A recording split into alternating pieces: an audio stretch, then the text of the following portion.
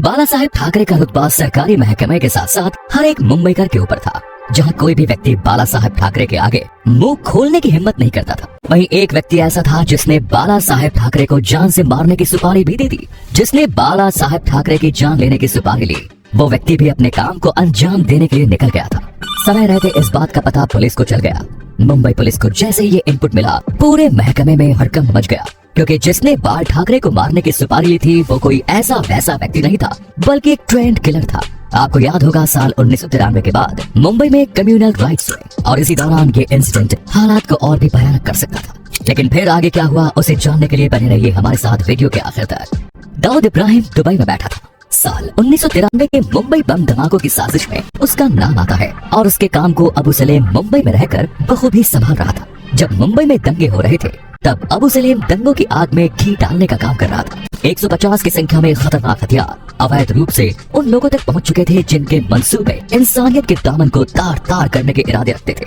बात केवल communal riots की ही नहीं थी, बल्कि अंडरवर्ल्ड के अलग अलग गैंग्स भी आपस में गैंग वॉर कर रहे थे, जिसके चलते मुंबई का माहौल खराब था। इसी दौरान मुंबई में 4 बड़े लोगों की किलिंग ने सनसनी मचा दी, जिसमें बड़ा व्यवसायी प्रदीप जैन, फिल्म प्रोड्यूसर जावेद सिद्दीकी, चैंबूर का फेमस बिल्डर कुकरेजा के साथ एक और बड़ा नाम इन हादसों का शिकार होकर दुनिया को छोड़ गया। अबू सलेम का एक ही मकसद था, जो भी दाऊद इब्राहिम के रास्ते में आएगा और उसकी बात नहीं मानेगा उसे रास्ते से हटा देंगे। मुंबई पुलिस भी अपने एनकाउंटर स्पेशलिस्ट को स्पेशल ड्यूटी पर लगाई हुई थी और अंडरवर्ल्ड का सफाया करने में जुटी हुई थी। अंडरवर्ल्ड के दोस्त और शूटर सलीम हड्डी और राजेश इग्वे उस समय बड़ी बेरहमी से अपने खूनी इरादों को अंजाम दे रहे थे। उस समय मुंबई पुलिस के दिमाग में टेंशन का लेवल बहुत हाई था, लेकिन असली धमाका तो अब होने वाला था। जो खबर पुलिस को मिली उसने तो पुलिस के होश ही उड़ा दी। इस खबर के मुताबिक उस समय शिवसेना प्रमुख बाला साहेब ठाकरे को उनके ही ऑफिस में घुसकर मारने का प्लान था और जो व्यक्ति इस काम को अंजाम देने वाला था वो अपने मिशन पर निकल चुका था।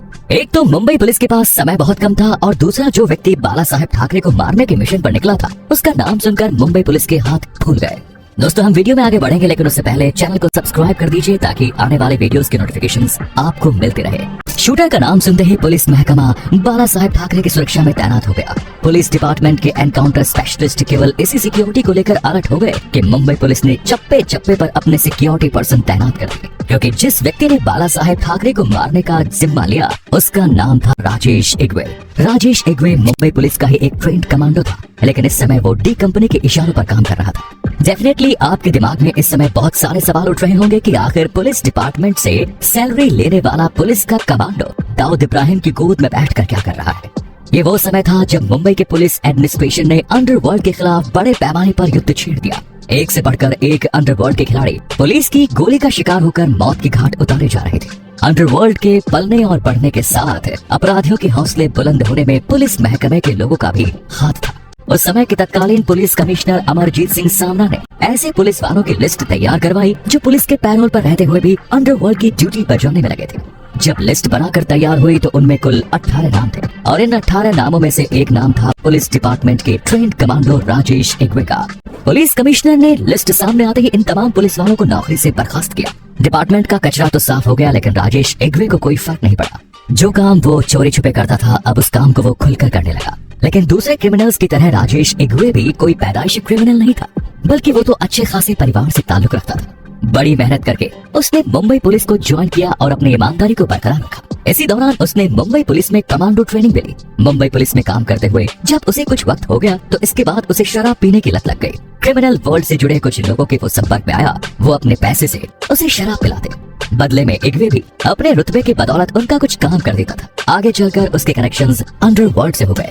अब राजेश इग्वे का व्यवहार भी बदल गया। उस समय दाऊद गैंग, छोटा राजन, अरुण गवली, अमर नायक जैसी गैंग सक्रिय थी। वो इन तमाम गैंग के संपर्क में था और या तो उनके लिए काम करता था या फिर उनके लिए काम को इग्नोर कर दिया करता था। जिस थाने में वो अपॉइंटेड था वहाँ उसका झगड़ा बढ़ने लगा। सीनियर अफसर से वो हर रोज ही उलझने लगा।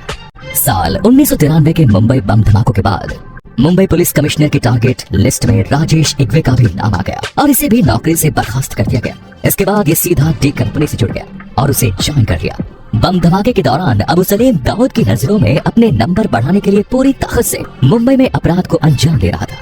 वहीं दाऊद इब्राहिम का एक खास शूटर सलीम हड्डी भी मुंबई में सक्रिय था और इसके साथ राजेश इग्वे भी मिल गया। फिर दोनों ने मुंबई में कई बड़े हाई प्रोफाइल मर्डर्स को अंजाम दिया, जिनमें व्यापारी प्रदीप जैन, चैम्बूर का बिल्डर कुकरेजा और बॉलीवुड प्रोड्यूसर जावेद सिद्दीकी भी शामिल थे। दरअसल जावेद सिद्दीकी ने पाकिस्तान के एक्ट्रेस अनीता अयूब को अपनी फिल्म में काम करने से मना कर दिया। अनीता अयूब का चक्कर उस समय दाऊद इब्राहिम से चल रहा था। दाऊद इब्राहिम चाहता था कि जावेद सिद्दीकी अनीता अयूब को अपनी फिल्म में काम दे, लेकिन उसने ऐसा करने से मना कर दिया। बदले में उसे दाऊद इब्राहिम ने अपने शूटर भेजकर टपका दिया। साल 1995 तक राजेश इग्वे मुंबई अंडरवर्ल्ड में खौफ का दूसरा नाम बन गया। मुंबई पुलिस के लिए राजेश इसलिए भी चुनौती बना हुआ था क्योंकि वो पुलिस के काम करने के तरीके को अच्छी तरह से जानता था। वो खुद एक पुलिस वाला था। वो जानता था कि पुलिस जब किसी क्रिमिनल को पकड़ने लगती है तो किस तरह के पैंतरे आजमाती है।